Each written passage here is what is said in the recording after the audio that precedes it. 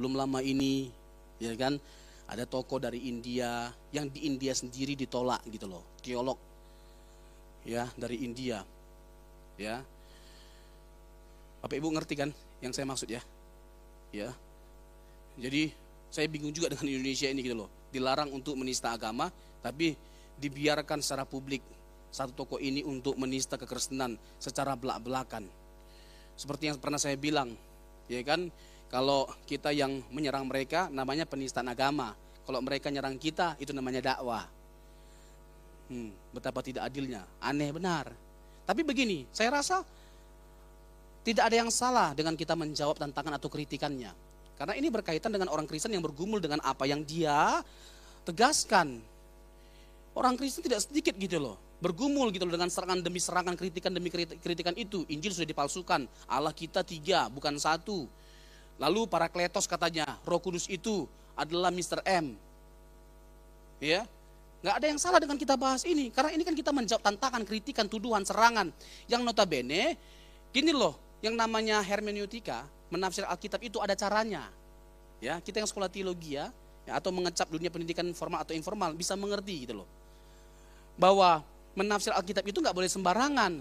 Minimal, nih yang sederhana nih ya, jangan lepaskan teks dari konteks. Zakir Naik, saya sampai sebut namanya nih, ya kan.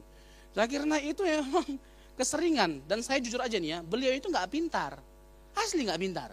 Dia hanya menguasai banyak ayat dan dengan mudahnya gitu loh, melafalkan semua ayat-ayat yang dia hafal. Nah ini juga memalukan bagi setiap kita orang Kristen, ya kan. Orang lain aja bisa hafal banyak ayat kita, masa kita enggak? Ya kan, setan aja mencoba Tuhan Yesus dengan apa? Dengan ayat yang kita tahu dari lahir sampai mati cuma Kejadian 1 ayat 1. Tapi CNC tidak ya kan. Justru jadi sebaliknya, ya kan, dari Kejadian sampai Wahyu hafal semua. Makanya penting bagi setiap kita untuk tahu banyak firman Tuhan, datang ke Kompak. Amin. Komsel berdampak. Masih sama kan namanya? Nggak berubah kan? Iya kan? Di sana kita dapat banyak insight. Kita diajar untuk mengerti kebenaran. Nah, misalnya beginilah. Nanti Bapak Ibu silakan baca di rumah ya. Yohanes 14, 15, 16. Dia menerjemahkan roh kebenaran, Roh Kudus itu sebagai Mr. M. Mr. M ngerti ya? Ya. Ya, Mr. M gitu loh. Dia memahami itu adalah Mr. M. Nah, sekarang begini, dengan mudahnya kita bantah. Itu bukan sesuatu yang sulit. Ya, jangan kita grogi gitu loh menjawab tantangan dia. Kecil ya. Hah? Dia kira kayak dia udah paling pintar dan kita bodoh kali kayaknya. Sampai kita gak mampu jawab. Kecil ya.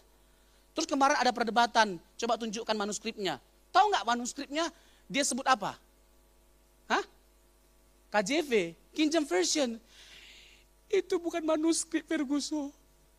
Itu bukan manuskrip, itu terjemahan, translation. Ya, Vatikanus, Sinaiticus, ya, Papyrus.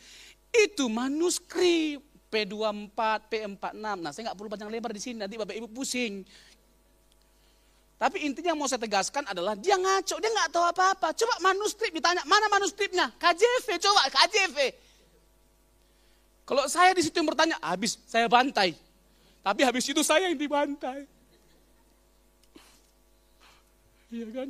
Nah, saya tunjukkan sekarang ya, dengan mudahnya bahwa itu nggak mungkin Mr. M, itu udah pasti Roh Kudus.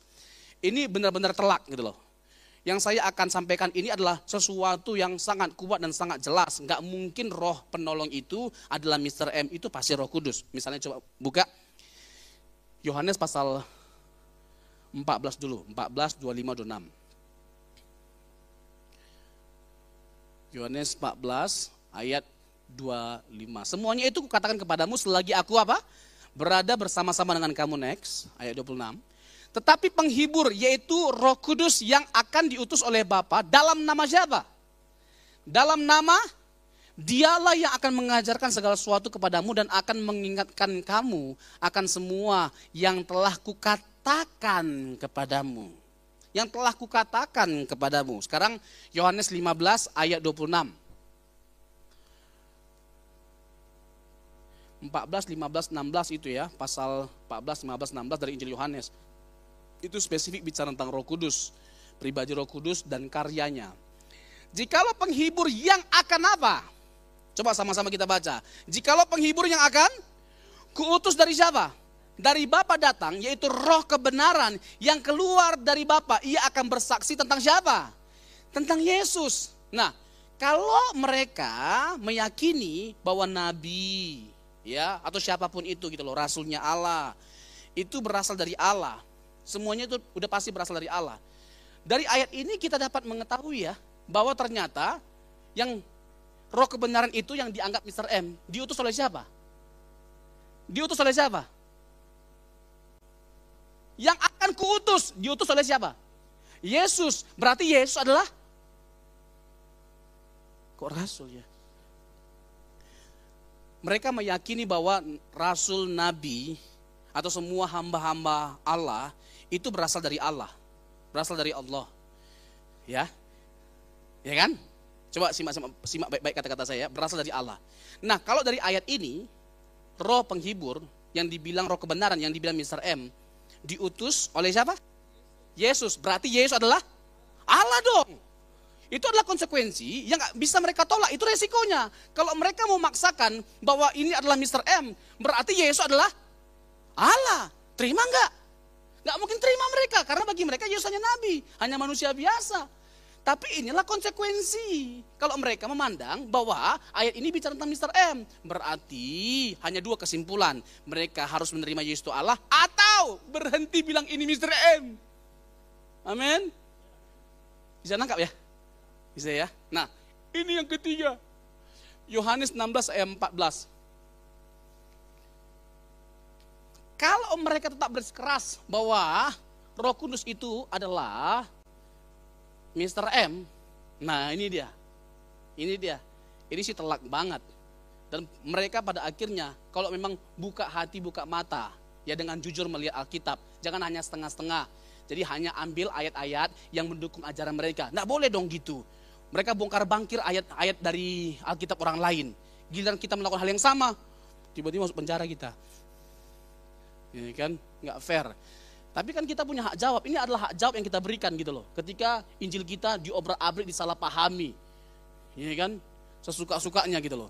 Ia akan memuliakan apa? Ia akan memuliakan apa? Ia di situ siapa? Aku adalah Yesus. Ia Roh Kudus. Ia akan memuliakan aku sebab ia akan memberitakan kepadamu apa yang diterimanya daripadaku. Kata memuliakan itu harus dipahami dalam konteks Injil Yohanes.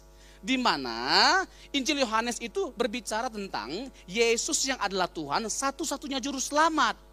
Jadi ketika Roh Kudus ya datang untuk memuliakan Yesus, artinya dia akan membawa setiap orang untuk percaya bahwa Yesus adalah Allah dan juru selamat. Yang hanya dari dia saja kita dapat keselamatan. Coba Yohanes 20 ayat 30 sampai 31. Ini benar-benar kita roasting benar ini. Yohanes 20 ayat 30 supaya mereka pada akhirnya enggak sesuka-sukanya, enggak seenak jidatnya gitu loh menyerang iman kita gitu loh. Nah, Yohanes 20 ayat 30. Inilah inti dari Injil Yohanes yang nanti kita akan kaitkan dengan memuliakan aku. Roh Kudus akan memuliakan aku. Harus dibawa ke sini gitu loh. Memang masih banyak tanda lain yang dibuat Yesus di apa? Di depan mata mereka, di depan mata murid-muridnya yang tidak tercatat dalam kitab ini. Ayat 31, ini dia. Tetapi semua yang tercantum di sini telah dicatat supaya kamu percaya bahwa Yesuslah Mesias. Yesuslah Mesias. Yang kedua apa? Anak Allah. Yang ketiga apa? Dan supaya kamu oleh imanmu memperoleh hidup dalam namanya. Jadi kehidupan kekal hanya bisa didapatkan ketika kita percaya kepada siapa? Jadi ketika Roh Kudus memuliakan aku, memuliakan Yesus, maksudnya Roh Kudus akan membawa setiap orang untuk mengakui kebenaran ini. Halo? Bisa nangkap?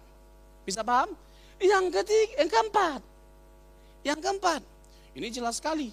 Kalau kita mengatakan ya mereka maksudnya bahwa itu adalah Mr. M, maka konsekuensinya mereka dari Alkitab ya, mereka akan melihat bahwa Mr. M itu disejajarkan dengan Allah. M itu disetarakan dengan Allah karena bagi kita Roh Kudus setara dengan Allah, memiliki hakikat keilahian yang sama dengan Bapa dan Anak. Nah, mereka setuju nggak bahwa Mr. M itu adalah Allah juga? Nggak setuju kan? Berarti ya udah jangan dipaksakan bahwa Roh Kudus itu adalah Mr. M. Matius pasal 28 ayat 19. Matius 28 ayat 19. Baptislah mereka toonoma dalam nama Bapa, Putra, dan Roh Kudus. Dalam bahasa Yunani kata dalam nama, toonoma itu tunggal, singular. Ini adalah sebuah pembuktian atas doktrin Tritunggal. Bahwa kita memahami Tritunggal itu ada 3 pribadi dan 1 nama, 1 hakikat. Dan ini adalah 1 ayat yang bisa menegaskan kebenaran itu. Karena itu pergilah jadikanlah semua bangsa muridku dan baptislah mereka dalam nama siapa? Bapa dan Anak dan Roh Kudus. Ada berapa?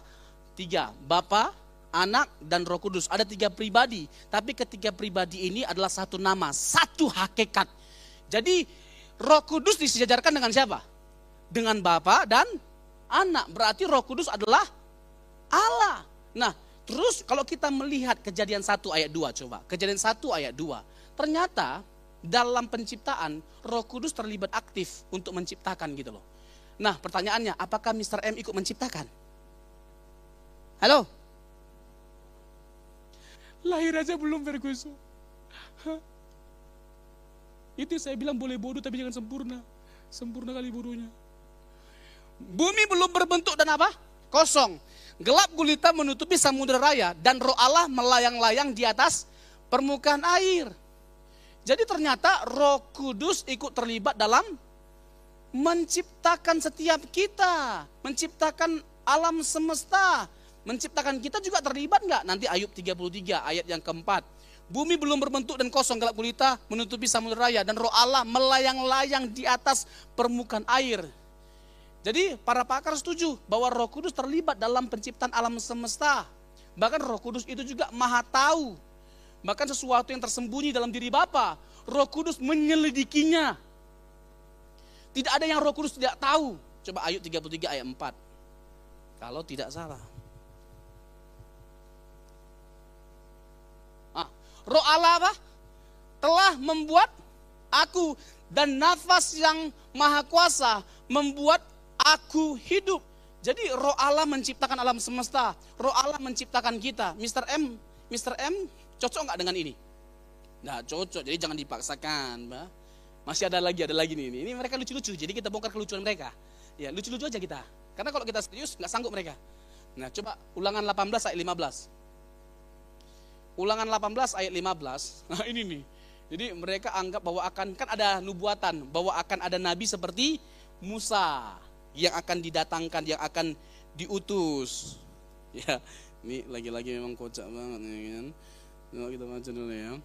Seorang nabi dari tengah-tengahmu, dari antara saudara-saudaramu, sama seperti aku, akan dibangkitkan bagimu oleh Tuhan Allahmu. Dialah yang harus kamu dengarkan. Oke, ini coba kita pahami teks ini berdasarkan konteks. Jadi yang seperti Musa, ada nabi yang akan dibangkitkan oleh Allah. Tapi jelas enggak ayatnya, seorang nabi dari tengah-tengahmu, dari tengah-tengah orang Israel, suku-suku Israel. Nah sekarang pertanyaannya, Mr. M itu orang apa? Hah? Ini kan di tengah-tengah orang Israel, enggak ada orang Arab di sini, Pak. Nah kok tiba-tiba dipaksa bahwa ini bicara tentang Mr. M? Kan kocak. Bisa nangkap nggak Bapak Ibu? Bisa nangkap ya? Jadi kacau sekali pola pikir mereka itu dalam menafsir Alkitab kita. Benar-benar suka-suka mereka. Tapi